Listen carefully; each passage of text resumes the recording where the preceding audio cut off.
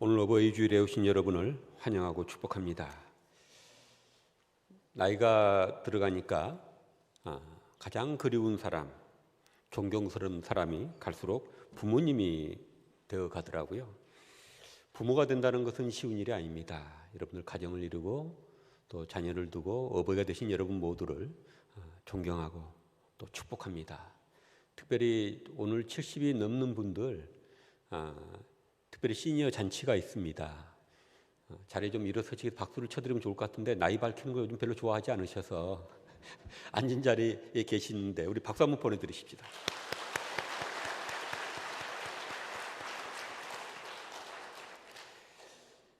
두보의 식귀에서 나온다 그래서 고희란 말을 쓰죠. 70을 인생 70 고래이다라는 그 문구에서 고희라고 얘기하는데, 옛날에는 수명들이 짧았기 때문에 고희까지 가기가 쉽지가 않았습니다. 그렇지만 지금 100세 시대이기 때문에 요즘은 70 되셨는데 시니어로 취급하면 싫어하더라고요. 제가 볼 때도 한 85세는 넘으셔야 시니어로 대접을 해드려야 되지 않을까, 이제 그런 생각이 듭니다. 인생을 살다 보면 단거리 인생 경기를 뛰는 사람이 있고 중거리 또 이 장거리 인생 경기를 뛰는 분들이 있습니다. 그래서 젊은 날에 또 중년에 하나님께로 가는 사람들이 있습니다. 그런데 70이 넘도록 고단한 인생을 충실히 잘 지켜오신 분들은, 저는 마라톤 경기에서 1등만 박수를 해주는 게 아니라 마라톤 경기를 완주한 사람은 다 우리가 박수를 쳐주지 않습니까? 그래서 70이 넘으신 분들은 긴 인생을, 고단한 인생을 잘 견디고 할 바라고 살아오신 것 정말 존경합니다. 예수님도 달란트 비유에서 이 5달란트 받아서 5달란트 더 남겨서 10달란트 남긴 사람만 칭찬한 게 아니라 2달란트 받았지만 그것을 잘 충실히 충성해서 다시 2배로 늘린 사람에게도 똑같은 말로 칭찬을 하고 있는 것을 볼 수가 있습니다. 저는 목사인데 목사라고 해서 큰 교회에 이렇게 목회하고 그런 분들이 존경스러운 게 아니라, 제가 신학대학 교수도 했고 또 우리 대학도 예전엔 야간 대학원에 이 기독교 학과가 있어서 제가 주임 교수를 오래 했습니다만은, 거기 온 목사님들이 저 시골 가서 교인 몇 명 두고 목회를 하면서 나이 들어가는 걸 보면 나는 그분들이 더 존경스럽더라고요. 누가 알아주는 사람도 없고 힘들고 고단한데도 주의 종으로 부름받아서 그 자리를 지키고 있는 사람들, 그리고 끝까지 그 자리를 지키고 은퇴하는 목사님들, 그런 분들이 참 존경스럽습니다. 여러분 자리에 나는 돈도 없고 지위도 없었어요 라면서 얘기하시는 분이 있을지 모르는데, 지금까지 살아오신 것만 해도 여러분들의 자리를 지킨 것만 해도 충분히 존경받고 박수 받을 만한 일이라고 생각합니다. 다 모셔야 되는데 70 넘으신 분들, 오늘 가나올 점심 식사는 그래서 쉬게 됩니다. 특별히 우리 교회에서 70 넘으신 분들은 잘하셨습니다, 수고하셨습니다라는 의미로 잔치를 준비했으니까 꼭 참석하고 가시기 바랍니다. 우리는 지금 예수님의 기도에 대해서 함께 말씀을 나눠가고 있습니다. 첫 번째 주에는 여러분 기억나십니까? 예수님은 인생을 산다는 것은 바로 기도하는 거야 라고 말씀하시는 것처럼 늘 기도하시고 기도가 자신의 삶을 이끌어가게 하셨다고 말씀을 드렸습니다. 왜 그렇게 하셨을까? 왜 그렇게 기도하시고 또 사람들에게 그렇게 기도하라고 가르치셨을까? 이유는 3가지로 정리해서 말씀을 드렸습니다. 첫째는 하나님의 생명이 주인이신데 대화가 관계를 만들듯 하나님과 대화인 기도가 하나님과 관계를 갖다가 살아있게 하고 유지시켜 주기 때문에 하나님의 생명에 영원한 생명을 공급해 주는 길이 바로 기도가 중요한 도구이기 때문에 기도는 생명이다, 이렇게 말씀을 드렸습니다.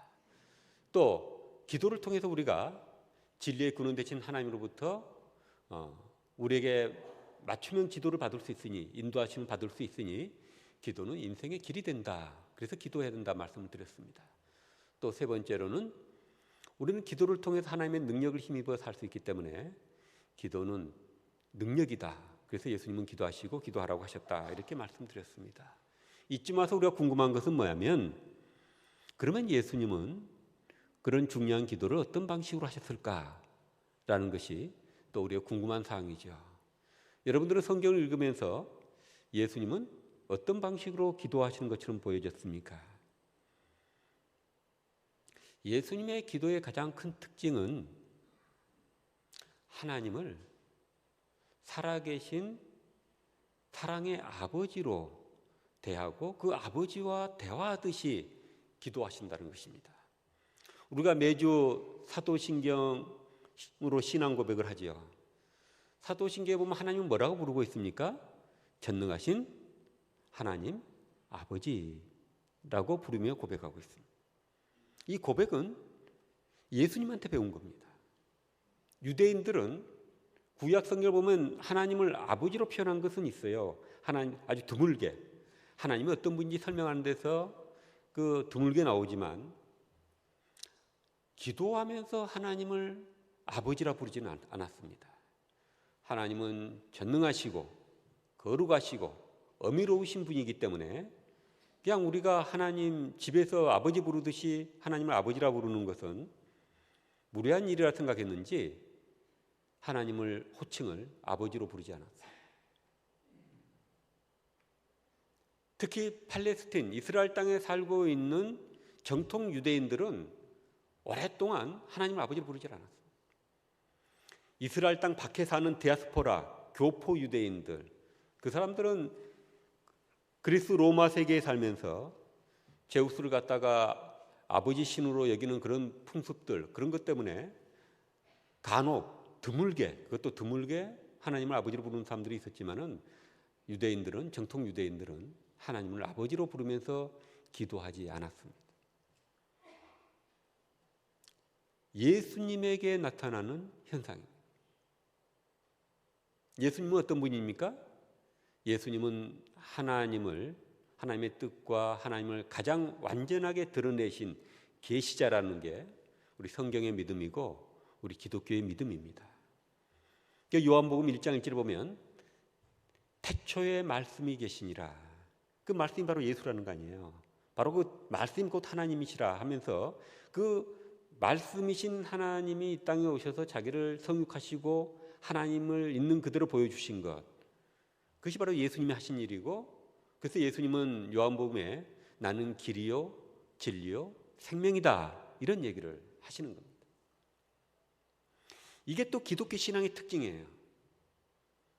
우리 기독교 신앙은 하나님이 인격적 실체로 우리를 만나주시고 돌보시고 인도하신다는 것입니다. 그래서 하나님과의 만남을 우리는 굉장히 중요시 여기죠. 타 종교들 중에는 깨달음을 강조하는 종교들이 있습니다. 대표적인 게 불교이죠. 불교의 핵심 교리가 뭡니까? 석가 부처가 깨닫고 첫 설법에서 했다는 얘기, 바로 사성제라고 부르죠. 그냥 교양으로 알아두시라고 드리는 말씀인데, 불교도 종단이 여러 개가 있죠. 그 종단을 다 초월해서 핵심 교리로 받들고 있는 게 이 사성제라는 것입니다. 첫 번째는 뭐냐? 고성제 혹은 고제라고 그러죠. 그냥 줄여서 고제. 깨닫지 못한 이 범부들, 중생들의 삶이란 것은 그 삶이 고통이라는 것입니다. 인생은 고해다. 이게 불교에서 나온 말이에요. 왜 인생이 고해냐? 그 이유를 두 번째 그 사람들이 말하는 진리라고 얘기하는 집성제, 집제라고 얘기해요. 사람들이 깨닫지 못하고 변화무쌍한 실체가 없는 것들에 대해서 그것을 집착하니까 마음에 번뇌가 일고 고통이 온다는 것입니다. 세 번째 그 사람들이 중요시 여기는 이 교리 진리가 뭐냐면 멸제입니다. 멸성제, 멸제. 우리에게 우리의 삶을 고통스럽게 하는 팔고를 불러일으키는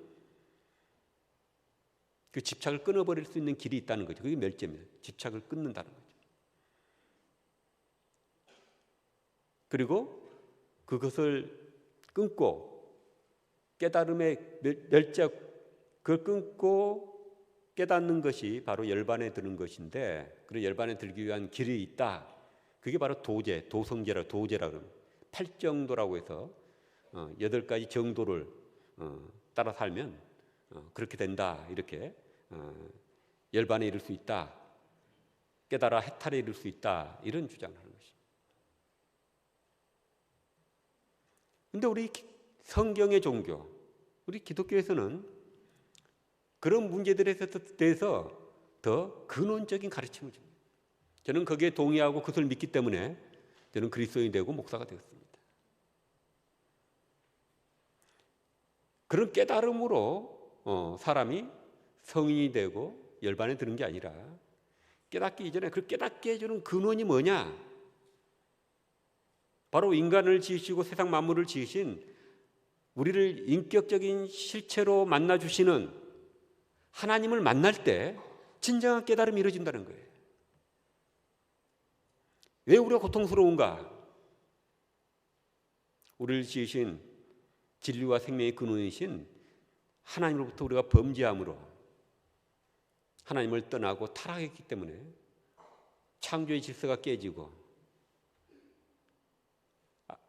아버지를 떠나 부모를 떠난 아이가 불안해서 허둥지둥 부모를 찾기 위해 서둥대는 것 같이,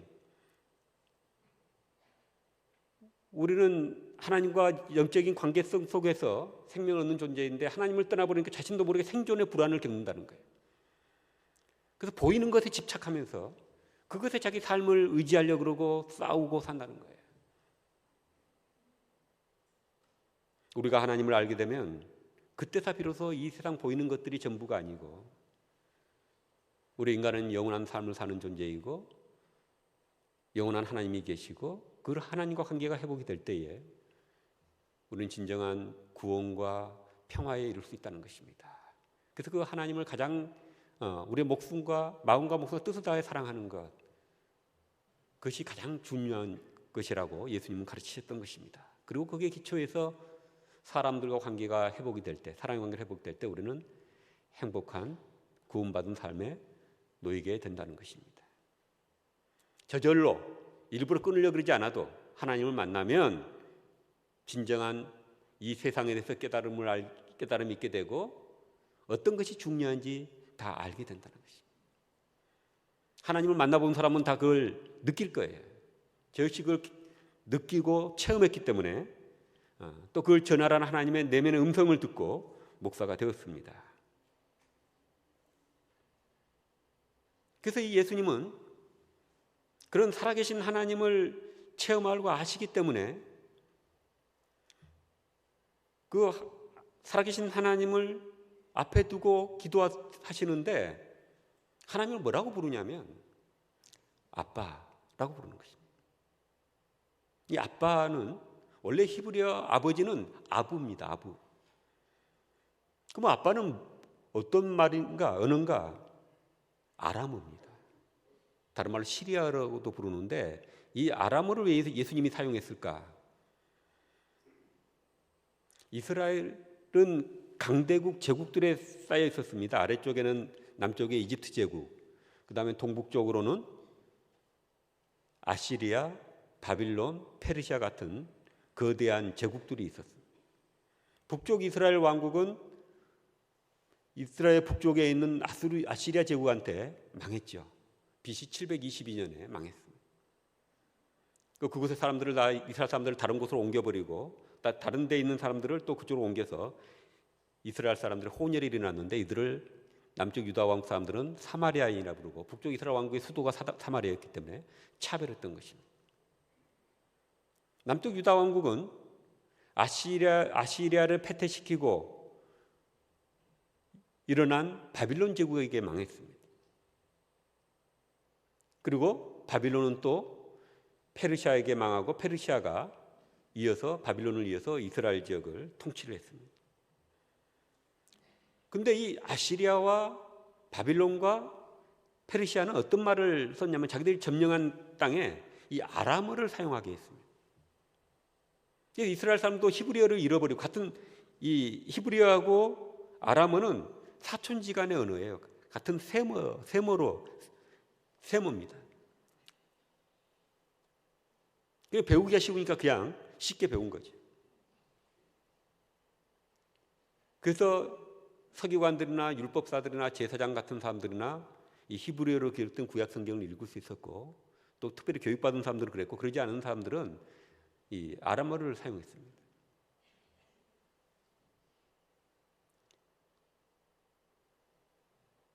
수백 년 동안 아람어를 사용하다 보니까 히브리어를 잃어버리고 아람어를 쓰게 된 거죠. 우리 36년 통치받았지만 우리 할아버지 세대들은 보면 다 일본말 잘했고, 여러분 잘 아는 박완서 작가도 고등학교 졸업하고 해방되는 해에 서울대 국문과를 들어갔는데 한글을 아는 학생들이 없다고 그렇게 그분 글에 본 적이 있습니다. 36년 일제를 겪었는데 그런 일이 있는데 수백 년 동안 아람어를 사용하는 민족들의 지배를 받아나니까 이스라엘 사람들이 아람어를 사용했는데, 나중에 여러분이 잘 아는 것 같이 주전 334년에 알렉산더 대왕이 마케도니아, 지금 그리스까지 통일시킨 나라의 왕이 된 다음에 동방원정을 떠나죠. 그 터키, 이스라엘, 이집트, 그 다음에 지금의 이란, 이라크 지역까지 다, 인도의 인더스 강가까지 다 정복을 했습니다. 그리고 퍼뜨린 언어가 그리스어, 헬라어죠. 그 헬라어가 300년대 들어올 때까지는 아람어가 사용됐던 겁니다.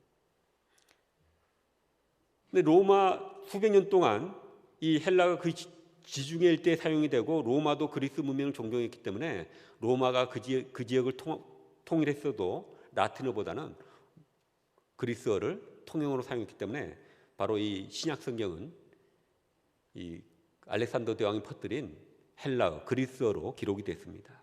복음서를 읽어보면 예수님은 아람어로 아빠라고 사용했는데 파테르라는 그리스어로 기록이 되어 있습니다. 그런데 마가복음 14장 36절, 예수님이 십자가에 달리기 직전, 체포당하기 직전에 겟세마네에서 기도하실 때 그 예수님이 썼던 말이, 그 용어가 그대로 기록이 되어 있습니다. 헬라어로 기록되지 않고 아람어로 아빠, 이 잔을 내게서 옮기시옵소서. 그러나 내 뜻대로 마시고 아버지의 원대로 하시옵소서. 왜? 아빠 아버지의 뜻이 더 온전하고 완전하고 나를 향한 그 뜻이 더 선하신 것이기 때문에 아빠 아버지의 뜻을 따르겠습니다 라는 의도인 것입니다. 예수님 기도하실 때 그렇게 기도하라고 가르쳤어요. 주기도문이나 자기 복음서의 모든 예수님의 기도는 아빠라고 부르면서 기도하고 있습니다.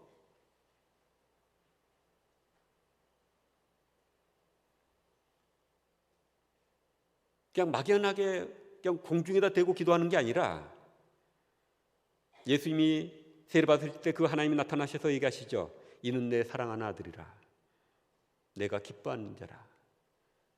근데 예수님은 자신만 그러는 게 아니라 모든 사람들을 하나님이 자녀로 여기시고 인격적으로 만나주시고 돌보신다는 것을 아시고 제 아들에게 아버지라 부르면서 기도하고, 주기도문에도 하늘에 계신 우리 아버지라고 기도하게 하신 것입니다.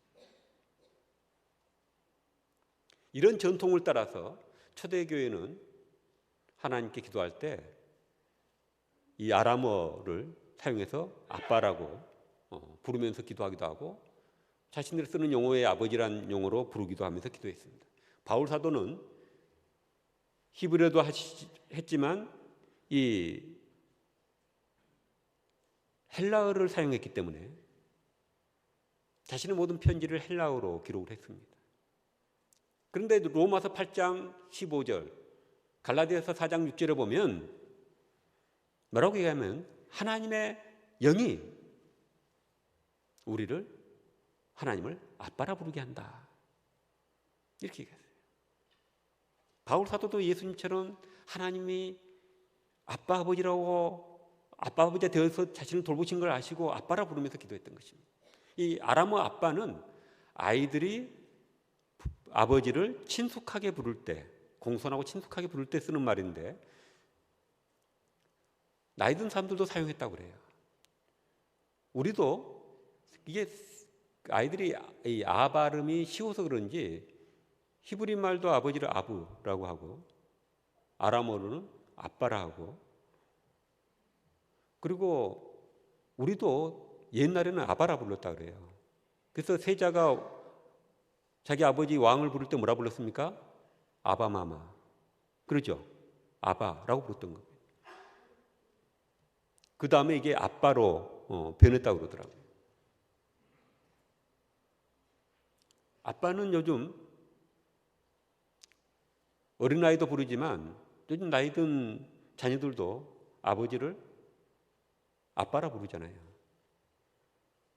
이 쓰는 용어가 그 사람과 관계를 얘기해 줍니다. 결혼한 자녀들도 와서 아빠라 부르죠. 아버지라 갑자기 부르면 어색할 거예요. 이놈이 왜 이러나 이럴 거예요. 며느리들은 뭐라 부릅니까? 아빠라 부릅니까? 네, 그런 집들이 있지만 대개는 아버님이라 부르죠. 사위들도 아빠라 부릅니까? 아버님이라 부르죠. 덜 가까운 거예요, 친자녀보다는. 우리가 하나님을, 예수님이 아빠, 어린아이가 부르듯이 신뢰와 사랑과 존중의 마음을 담아서 아빠라고 부를 때는, 그 진정으로 부를 수 있다면 여러분은 예수님의 기도의 세계에 들어간 겁니다. 하나님을 체험한 거예요.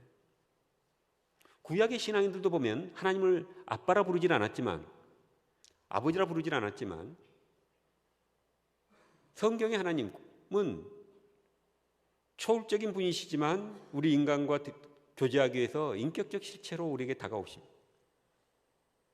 대화하시고 들어주시고 응답하시고 인도하시는 거죠. 그래서 구약의 신앙의 조상이라는 아브라함 보십시오, 모세 보십시오, 사무엘이나 다윗을 보면 다 같이 하나님께 기도할 때에 바로 앞에 계시는 하나님께 기도하듯이 기도하고 있는 것을 볼 수가 있습니다. 시편 16편 8절에 바로 다윗이 있었다고 하는 이 시편에 보면, 내가 여호와를 항상 내 앞에 모심이여 그가 내 우편에 계시나니 내가 흔들리지 아니하리로다. 하나님을 체험했던 다윗도 그냥 기도할 때 저 멀리 있는 하나님이 아니라 그 하나님이 늘 앞에 계시는 거예요. 앞에만 계시는 게 아니라 자기 옆에 오른쪽에 계시는 거예요. 그런 하나님께 기도했던 것입니다.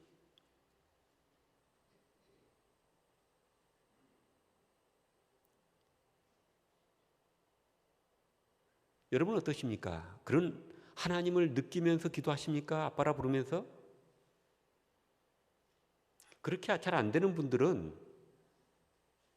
하나님을 아직도 인격적 실체로서 만난 경험이, 인격적인 만남이 없었거나 있지만 좀 희미하거나 예매하거나, 또 있었지만 여러분이 그 하나님을 기도를 통해 체험했던 하나님에 대한 체험을 축적시켜 가면서 더 확신에 이르지 못했기 때문에 그런 현상이 생길 것입니다.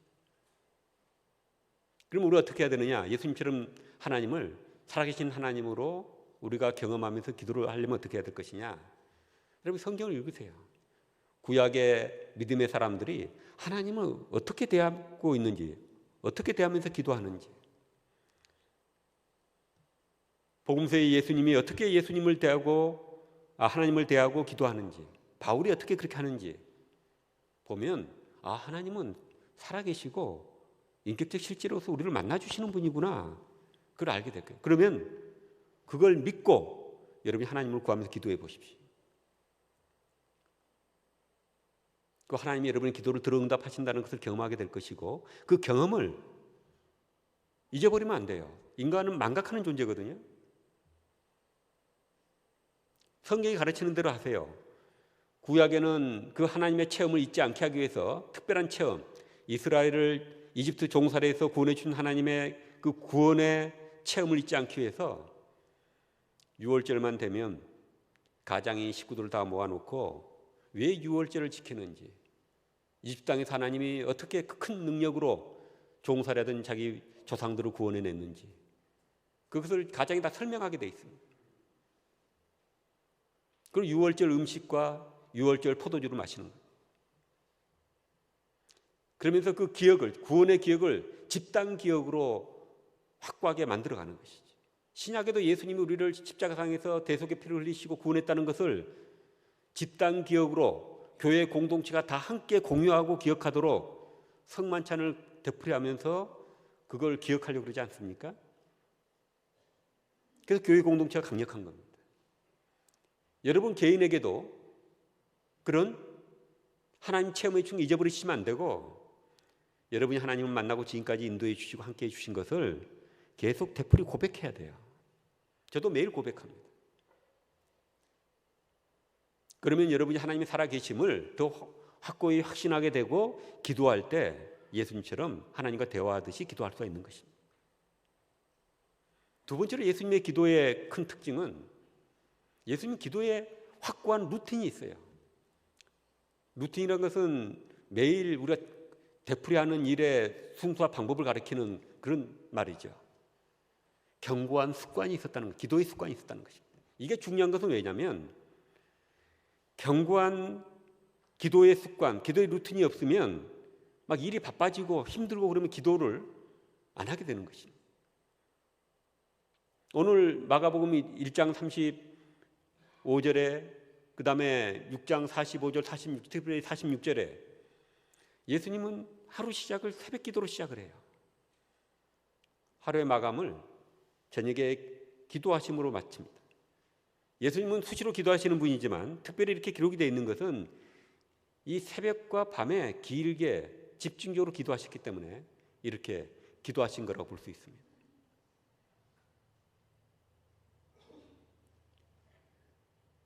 여러분들 우리 새벽 기도 있는데 많이 나오시기 바랍니다. 사정이 있는 분들은 항상 시간을 알람을 맞춰놓고 새벽에 일어나서 집에서 기도하시고 시작하십시오. 저녁에도 여러분 기도 시간을 가지십시오. 그리고 될 수 있으면 쉬지 않는 기도를 시행해 보세요. 기도가 잘 될 시간에는 좀 집중해서 기도하세요. 저는 밥 먹을 때도 집사람 밥 먹을 때 집사람이 좀 민망할 수 있는데 집중이 잘 되면 그 시간에 기도를 좀 길게 합니다. 식사 기도를. 기도할 수 있는 기회니까. 전철을 탈 때, 버스를 탈 때, 공원을 산책할 때 조용히 마음에 집중이 되면 기도하십시오. 그 기도가 여러분의 인생을 바꿀 것입니다. 둘째로 예수님의 기도의 중요한 그 루틴은 뭐냐면 문제가 있을 때는 문제를 놓고 작전 기도를 한다는 것입니다. 말씀드렸죠. 공세를 놓고 결단의 40일 금식 기도, 제자들을 선택할 때 산에 가서 철야기도 하고, 십자가를 놓고 편한 자리를 마다하고 감람산 겟세마니에 가서 밤을 새워 기도하시고. 저는 대학에서 오랫동안 교수로 가르치고 또 목사로서 사역을 해왔기 때문에 학기 단위로 움직이면서 기도했습니다. 방학이 되면 기도원이나 조용한 산 같은 데 가서 민박을 얻어놓고 기도하고, 학기 시작할 때는 짧게라도 금식 기도를 하고. 그게 별거 아닌 것 같지만 그게 제 삶을 잡아주는 큰 힘이었습니다. 여러분이 무슨 문제 있을 때 급하게 사람들의 도움을 찾고 무슨 사회적인 네트워크를 찾고 뭐 그런 것 도움이 되면 하셔야 되죠. 그러나 더 먼저 해야 될 것은 뭐냐면 그 문제를 놓고 작정하고 기도하세요. 그 기도로 문제를 해결해 보세요. 그러면 그 경험이 쌓이면서 여러분의